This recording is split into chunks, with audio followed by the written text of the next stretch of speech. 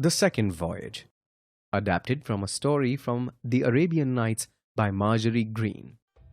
I had made up my mind to stay quietly in Baghdad, but it was not long before I grew bored of a quiet life. I wanted to see the rest of the world, so I decided to set sail once again. I bought a stock of goods with which to trade, and I set sail with some of my merchant friends. For many days we went from one island to another, trading and making a tidy profit. One day, though, we came to an island that seemed to be covered with fruit trees. There was neither man nor animal anywhere to be seen. We decided to go ashore. My friends went to gather fruit and flowers, but I took some food and sat in the shade of a huge tree. After eating a good meal, I lay down to sleep. I don't know how long I slept, but when I awoke and looked out to sea, the ship had gone. It was nearly out of sight, a distant speck on the horizon. I called out to my companions, but they had gone. Not knowing what to do, I climbed up to the top of a tall tree and looked out over the island. In the distance, I could see something white, and I decided to find out what it was. I packed up my remaining food and set off across the island. After a while, I came to what seemed like a huge white dome or ball. It was smooth to the touch. It was so high that I could not see the top of it, and it was more than 50 paces around. Suddenly, the sky above me became dark, as if a huge cloud was covering it. Looking up, I saw the shadow of a huge bird flying towards me. I had often heard sailors talk of a mysterious and wonderful bird called a roc. This must be one, I thought, and this huge dome must be its egg. The bird came nearer and finally sat on its egg. I crept close to the egg. Near me, I saw one of the bird's legs, which was as big as a tree. I decided to tie myself to the leg with my turban, so that when it flew away from the island, it would carry me with it.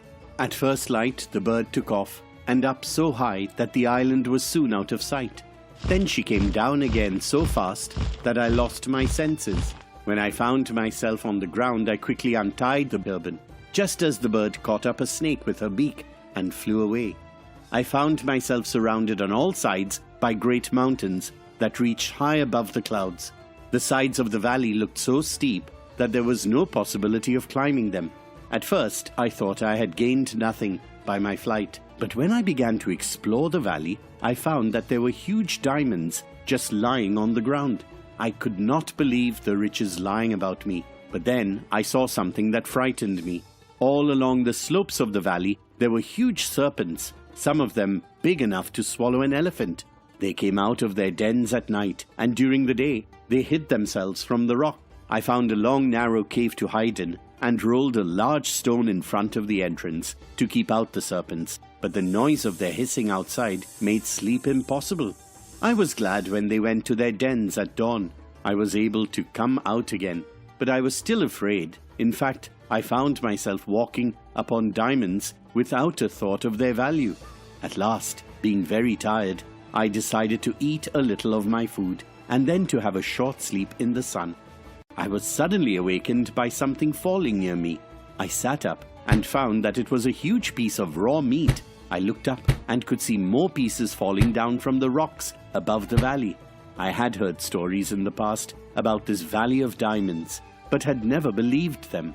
Now, though I saw with my own eyes how the local merchants collected the jewels, they used huge eagles to carry the diamonds for them. When the eagles had young ones in their nests, they flew down into the valley to get food for them.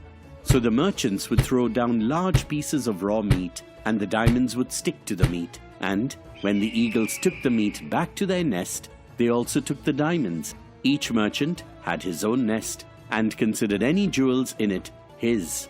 The idea came to me that I too could use these eagles to escape from the valley. The eagles were so big and strong that my weight would be nothing to them. First, I collected some of the biggest diamonds I could find, which I put in my wallet and tied at my waist. Then, I tied one of the large pieces of meat to my back with my turban. I then lay down with my face to the ground and waited. There was the sound of huge wings about me. Then I felt myself lifted up and carried to the top of the rocky walls of the valley. As the eagle reached its nest, I heard the merchants' cries as they tried to make the birds drop their meat. One of the men came to the nest where I was and great was his surprise at the sight of me. In fact, he was angry because he thought that I was stealing his diamonds. But I said to him, "I am a friend, not a foe. I am carrying with me enough diamonds for both of us." As I was speaking, the other merchants came to the nest, also surprised to find a man in it. They marveled at my story and my bravery in risking the dangers of the flight. Very soon they took me to their camp, and I showed them the size and beauty of my diamonds. They were fair and honest among themselves, and each man only kept the jewels that had come to his particular nest. The merchant who owned the nest to which the eagle had carried me would only take one jewel from me, though I offered him more. "I am quite satisfied," he said. "Your gift is valuable enough to make a fortune in itself." After spending the night with the merchants, I went with them on the long journey back to their home. At last, I found the way to my own. When I was back again in Baghdad, I gave large sums to the poor. Then I lived in luxury in my peaceful house, thanks to the riches of my adventures.